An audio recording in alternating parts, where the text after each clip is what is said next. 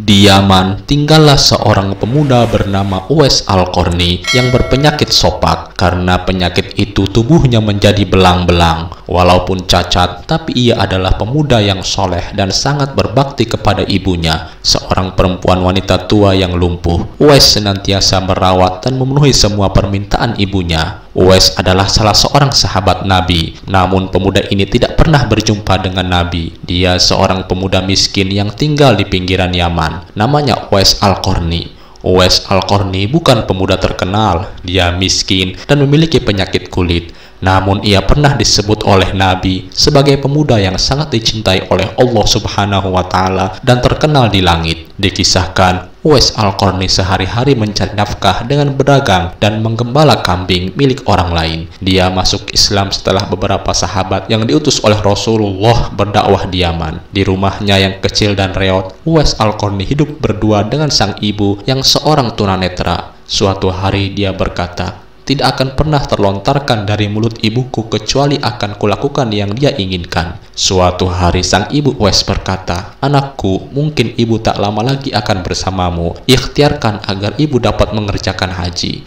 pinta sang ibu. Mendengar ucapan sang ibu, Uwais termenung.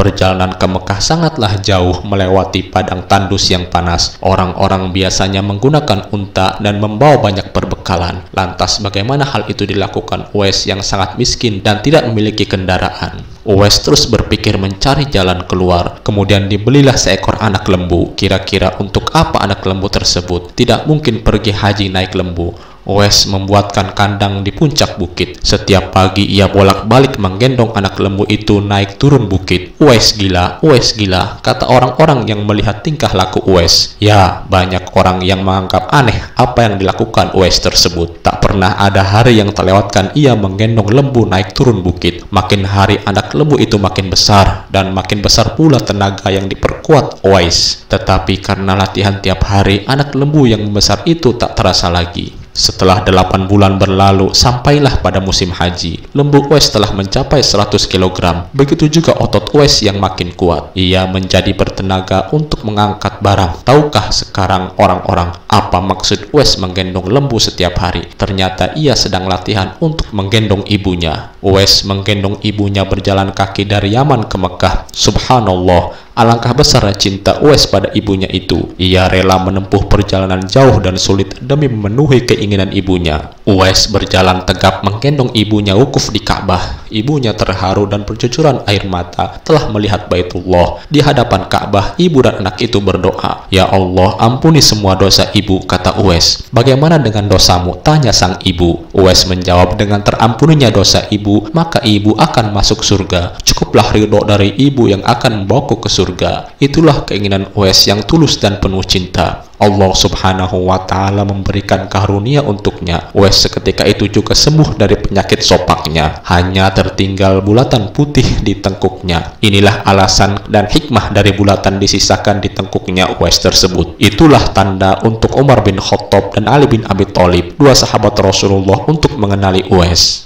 Beliau berdua sengaja mencari di sekitar Ka'bah karena Rasulullah berpesan, "Di zaman kamu nanti akan lahir seorang manusia yang doanya sangat makbul. Kalian berdua pergilah mencari dia, dan akan datang dari arah Yaman. Dia dibesarkan di Yaman." Setelah menempuh perjalanan jauh, akhirnya Uwais Al-Qarni sampai juga di kota Madinah. Segera ia mencari rumah Nabi Muhammad. Setelah ia menemukan rumah Nabi, diketuknya pintu rumah itu sambil mengucapkan salam. Kemudian keluarlah seorang seraya membalas salamnya. Segera saja Uwais Al-Qarni menanyakan Nabi yang ingin dijumpainya. Namun ternyata Nabi tidak berada di rumahnya. Beliau sedang berada di medan pertempuran. Uwais Al-Qarni hanya dapat bertemu dengan Siti Aisyah radhiyallahu anha, istri Nabi. Betapa kecewanya hati Uwais. Dari jauh ia datang untuk berjumpa langsung dengan Nabi, tetapi Nabi tidak dapat dijumpainya. Dalam hati Uwais Al-Qarni bergejolak perasaan ingin menunggu kedatangan Nabi dari medan perang. Tapi kapankah Nabi pulang? Sedangkan masih terngiang-ngiang di telinganya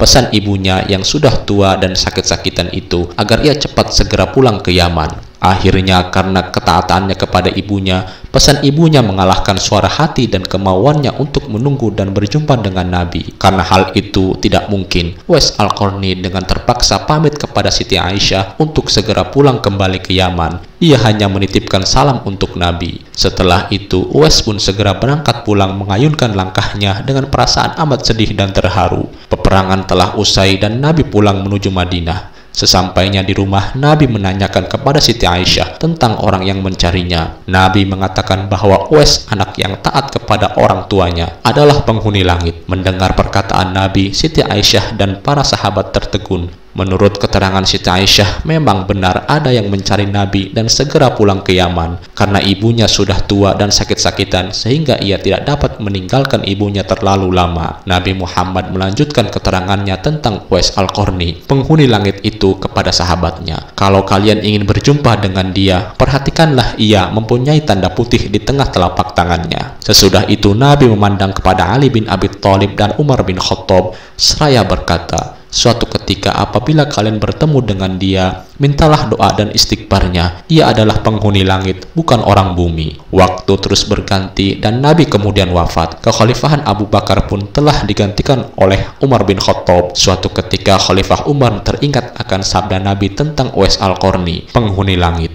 Beliau segera mengingatkan kepada sahabat Nabi itu pada sahabat Ali bin Abi Thalib. Sejak saat itu, setiap ada kafilah yang datang dari Yaman, Khalifah Umar bin Khattab dan Ali bin Abi Thalib selalu menanyakan tentang Uwais Al-Qarni, si fakir yang tak punya apa-apa itu, yang kerjanya hanya mengembalakan domba dan unta setiap hari. Mengapa Khalifah Umar dan sahabat Nabi Ali bin Abi Thalib selalu menanyakan Uwais Al-Qarni? Rombongan kafilah dari Yaman menuju Syam silih berganti membawa barang dagangan mereka. Suatu ketika Uwais Al-Qarni turut bersama mereka. Rombongan kafilah itu pun tiba di kota Madinah.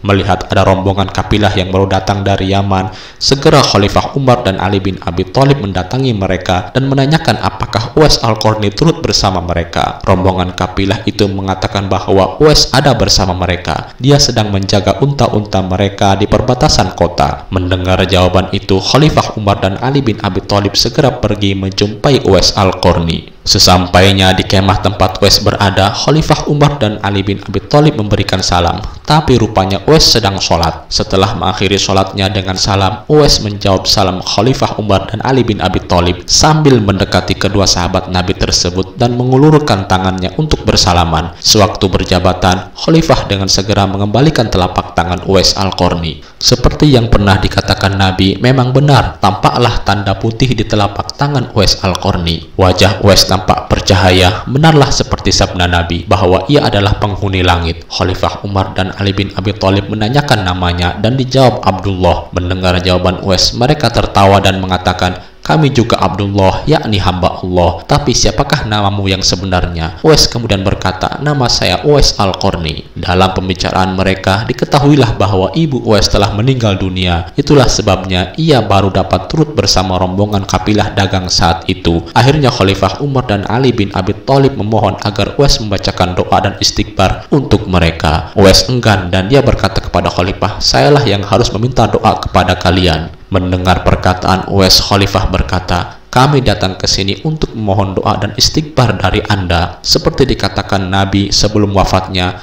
karena desakan kedua sahabat ini, Uwais Al-Qarni akhirnya mengangkat tangan, berdoa dan membacakan istighfar. Setelah itu Khalifah Umar berjanji untuk menyumbangkan uang negara dari Baitul Mal kepada Uwais untuk jaminan hidupnya. Segera saja Uwais menampik dengan berkata, hamba mohon supaya hari ini saja hamba diketahui orang. Untuk hari-hari selanjutnya, biarlah hamba yang fakir ini tidak diketahui orang lagi. Beberapa tahun kemudian, Uwais Al-Qarni berpulang ke rahmatullah. Anehnya, pada saat dia akan dimandikan, tiba-tiba sudah banyak orang yang ingin berebutan ingin memandikannya, dan ketika dibawa ke tempat pembaringan untuk dikafani, di sana pun sudah ada orang-orang yang sudah menunggu untuk mengkafaninya. Demikian pula ketika orang pergi hendak menggali kuburannya, di sana ternyata sudah ada orang-orang yang menggali kuburannya hingga selesai. Ketika usungan dibawa ke perkuburannya, luar biasa banyaknya orang yang berebutan untuk mengusungnya. Meninggalnya Uwais Al-Qarni telah menggemparkan masyarakat kota Yaman. Banyak terjadi hal-hal yang amat mengherankan. Sedemikian banyaknya orang yang tak kenal berdatangan untuk mengurus jenazah dan pemakamannya. Padahal Uwais Al-Qarni adalah seorang yang fakir dan tidak dihiraukan orang. Sejak ia dimandikan sampai ketika jenazahnya hendak diturunkan ke dalam kubur, di situ selalu ada orang-orang yang telah siap melaksanakannya terlebih dahulu. Penduduk kota Yaman tercengang. Mereka saling bertanya-tanya, siapakah sebenarnya engkau, wahai Uwais Al-Qarni? Bukankah Uwais yang kita kenal hanyalah seorang fakir yang tidak memiliki apa-apa, yang kerjanya sehari-hari hanyalah sebagai pengembala domba dan unta? Tapi ketika hari wafatnya engkau menggembarkan penduduk Yaman dengan hadirnya manusia-manusia asing yang tidak pernah kami kenal. Mereka datang dalam jumlah sedemikian banyaknya. Agaknya mereka adalah para malaikat yang diturunkan ke bumi hanya untuk mengurus jenazah dan pemakamannya. Berita meninggalnya Uwais Al-Qarni dan keanehan-keanehan yang terjadi ketika wafatnya telah tersebar kemana-mana. Baru saat itulah penduduk Yaman mengetahuinya siapa sebenarnya Uwais Al-Qarni. Selama ini tidak ada orang yang mengetahui siapa sebenarnya Uwais Al-Qarni disebabkan permintaan Uwais Al-Qarni sendiri kepada Khalifah Umar dan Ali bin Abi Thalib agar merahasiakan tentang dia. Barulah di hari wafatnya mereka mendengar sebagaimana yang telah disabdakan oleh Nabi bahwa Uwais Al-Qarni adalah penghuni langit. Itulah tadi kisah singkat mengenai Uwais Al-Qarni. Semoga bermanfaat. Assalamualaikum warahmatullahi wabarakatuh.